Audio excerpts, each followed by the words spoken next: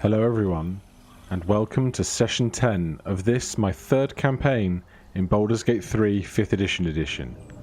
Last time, we made friends with a dog, rather than having the dog hate us and having to run away for fear of wanting to not kill a dog.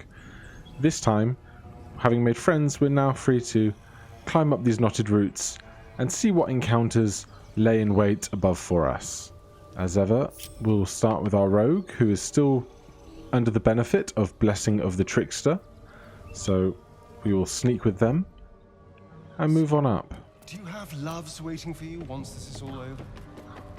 You know what? That is not the easiest of questions for me to answer. You know, just a casual conversation as you're sneaking Astarion. Like a lovesick puppy. Short-term amusements are much less hassle. What are these? I don't recognize these.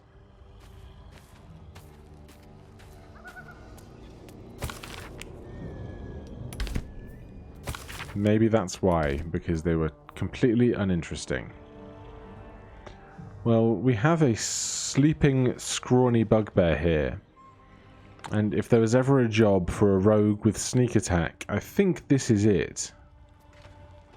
So we're just going to have him sidle on up, select our sneak attack melee. This will do 1d8 plus 3 plus 1d6 for a sneak attack. And we should have advantage because they are sleeping and prone. And it might even be an auto crit because they're unconscious, but we'll soon find out.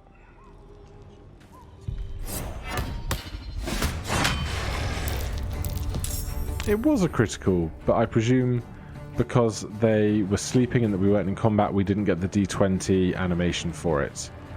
Regardless, hopefully we should be able to finish this off quite quickly. And if that isn't a rogue doing what they do best, I don't know what is. A plain ring and some gold, always welcome.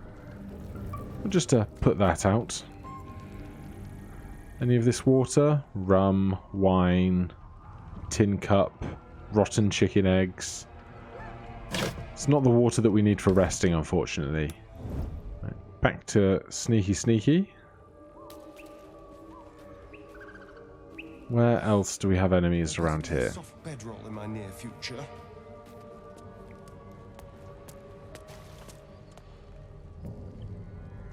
Well, I know this calcified web can be passed through.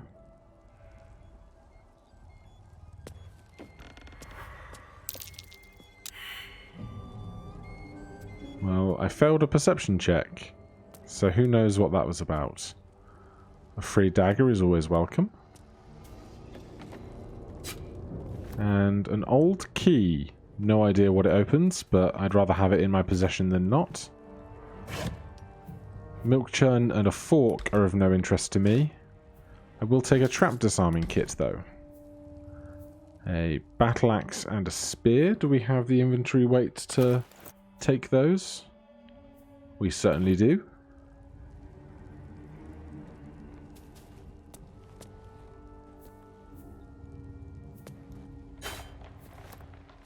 Always welcome to sell things for profit.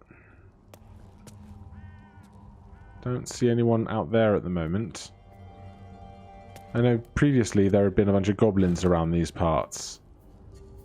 Gosh, I could take the wine for selling, but I just can't be bothered with the min-maxing of it all. Could take, what was I saying? Goblins. There was previously, I thought, a goblin stood just here. And there were several others waiting in ambush. Maybe perhaps we've just avoided the ambush.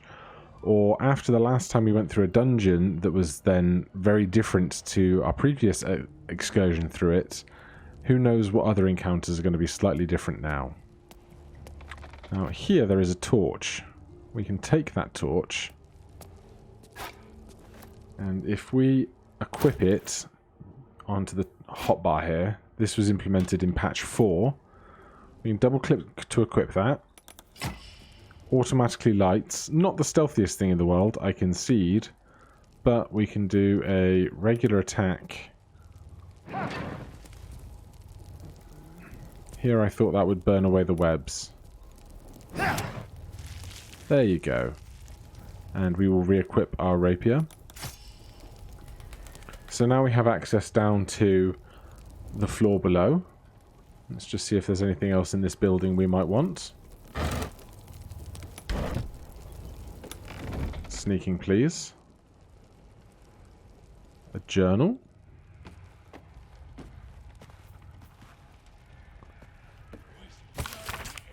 The pupil surpasses the teacher. My master weapons are almost complete. There's just one component left. Samson says the designs are a failure, but what's he know? He can barely pass his own belly.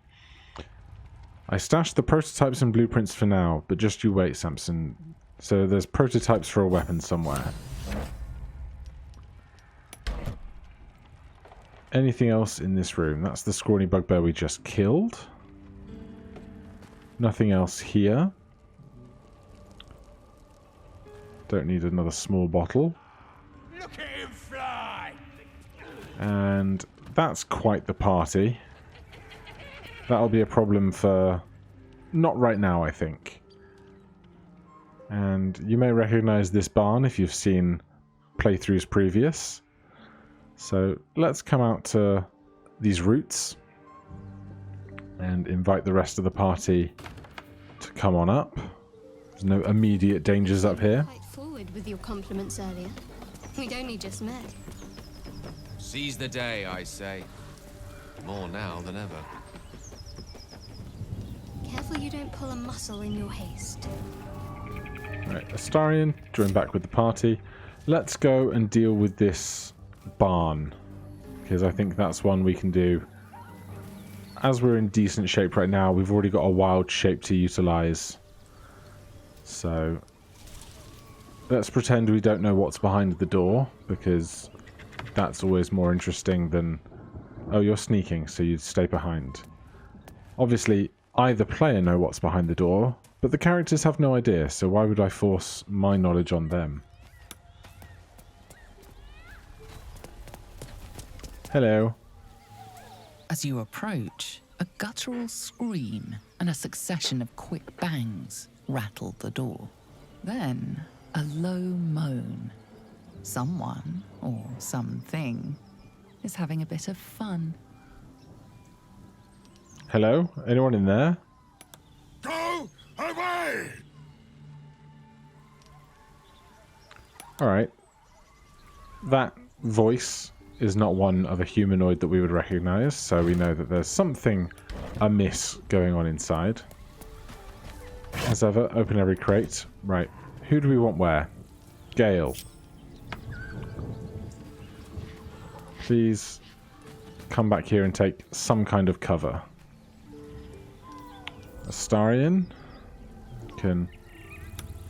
oh, Astarion. You can crouch here. Oh, game. I don't know what it is about selecting party members. I always think I'm double-clicking their portraits down here, but it never seems to quite go as well as I want. Andrew, in wolf mode. Gonna be fairly close. Let's put that there. That's about as close as to that corner as we can get. And I guess somebody's gonna have to open the door. Although I guess Astarion might be a better shout because he has a little bit more health right now. And he can bonus action dash away if he needs to, so... let's see how this goes.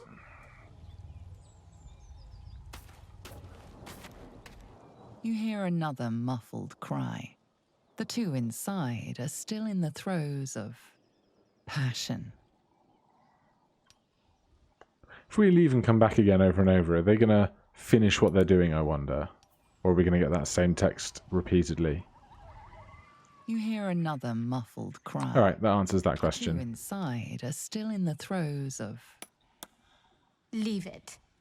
Whoever's inside doesn't want an audience, and I don't want to fight.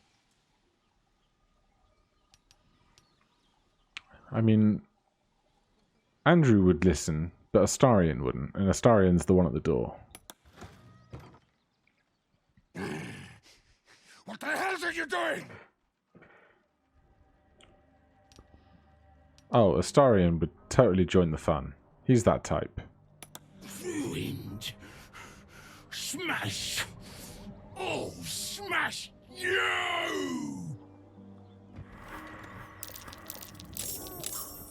Well, that is much larger a target than I imagined was going to be there. And it's level 4, but characters can't see levels, they just see targets. And Astarion, still hidden, is going to get a sneak attack in right off the get-go, hopefully.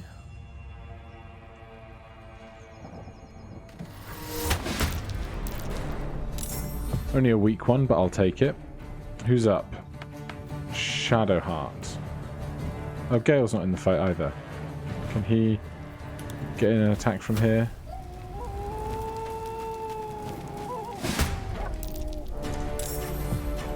Apparently not, but he's still in the initiative now. Shadowheart. We have 2 level 2 spells left. Cantrips and melee weapons otherwise. They also haven't had a chance to get out yet. A moonbeam here would have been really good, but that is not an option with our cleric. I think Guiding Bolt might be the move.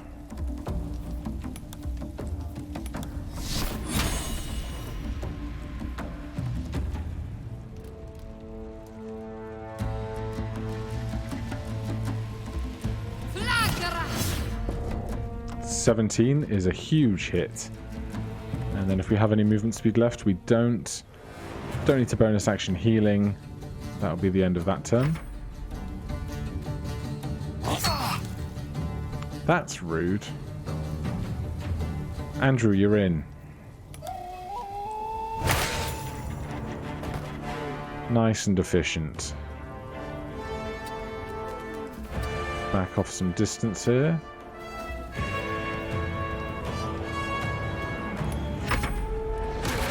Then it's Bertha, who is raging.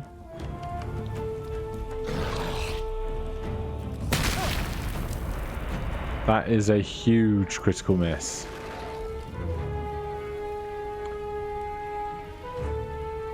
Now, the temptation is to just keep using every resource we have here.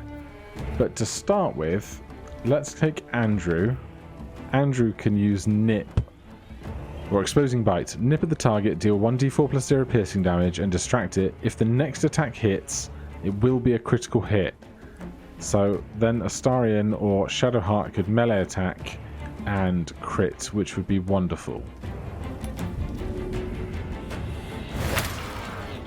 So they are exposed. Now we have to decide who we're going to attack with. Astarion has the 1d8 weapon as opposed to Shadowheart's 1d4. And as a rogue, he can bonus action disengage, so that's going to mean he's going to get away from this situation in a hurry as well. So let's do that.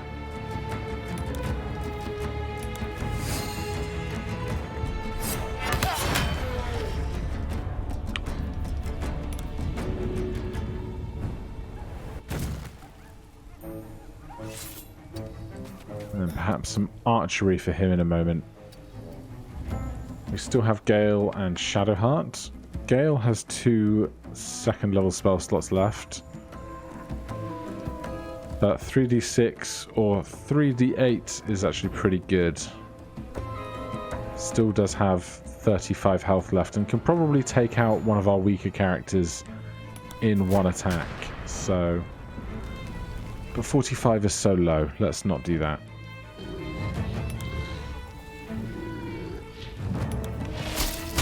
That's a bit better. 19 damage is huge. We'll have Gale step away slightly. He can still reactivate the Witch Bolt on his next turn, but hopefully we will manage to keep his concentration until then. Lastly, Shadowheart. 16 health left. We could do this with a well-placed Inflict Wounds. But I think right now we're just going to take our main attack action. And I think between us we should be able to recover if one of us does get hit badly.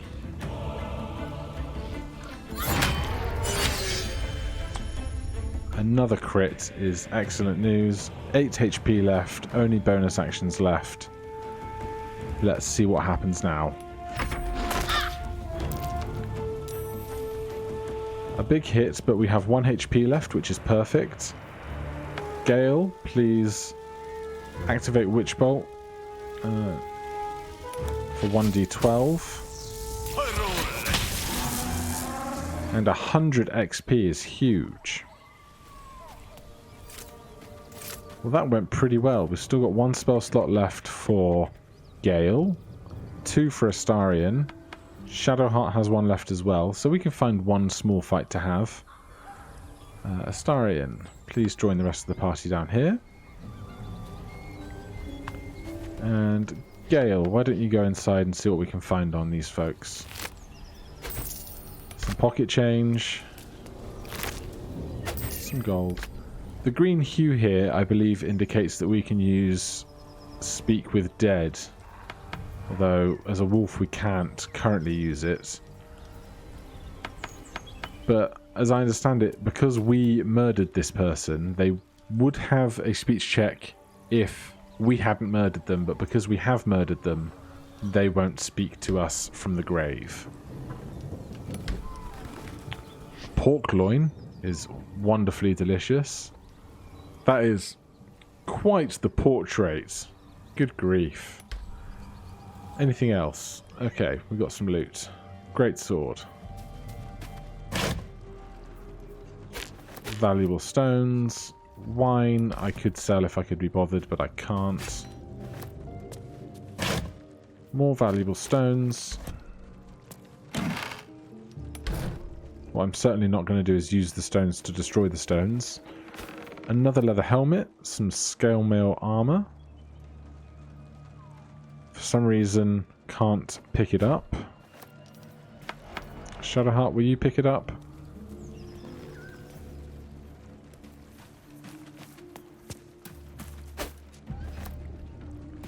And anything else over here? Barrels. Lots of empty barrels, I'm sure.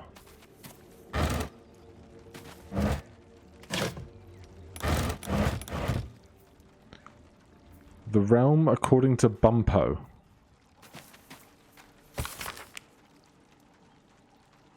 Very well. And let's see what Shadowheart has to say.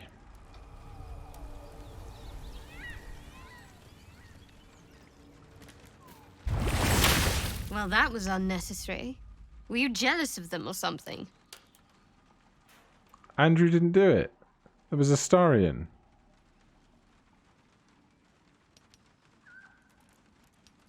I'm sure those creatures would agree with you on that.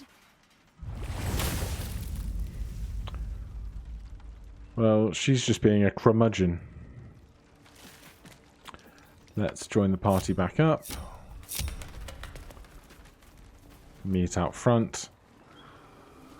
So there's a couple of very large fights out in these in this village. I'm not sure what's out in this direction.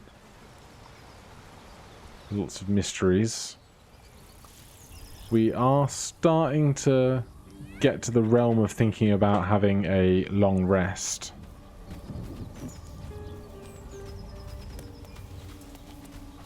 We could go down and see what's inside this hole. I don't think there's lots of fights to be had down here.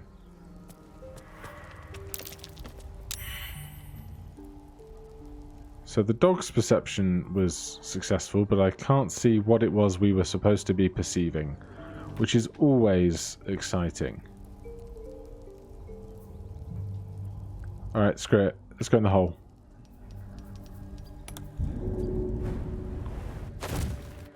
Oh, we took 2 damage. Everyone else is fine there. Shadowheart didn't go down. That's what counts. And so here we are down in this forge. So next time on Baldur's Gate 3 5th edition, we will pick through this forge, see what treasures and wonderful things we can find within, and then move outside and see if we can survive goblin ambush possibly, or otherwise sneak back out of town. I hope you enjoyed this episode. Thank you ever so much for watching. Please do consider subscribing, liking, or leaving a comment. If there's anything you would like to know, please ask, and I will endeavour to give you the answer. Otherwise, thank you ever so much for watching once again. I'll see you in the next one. Cheers.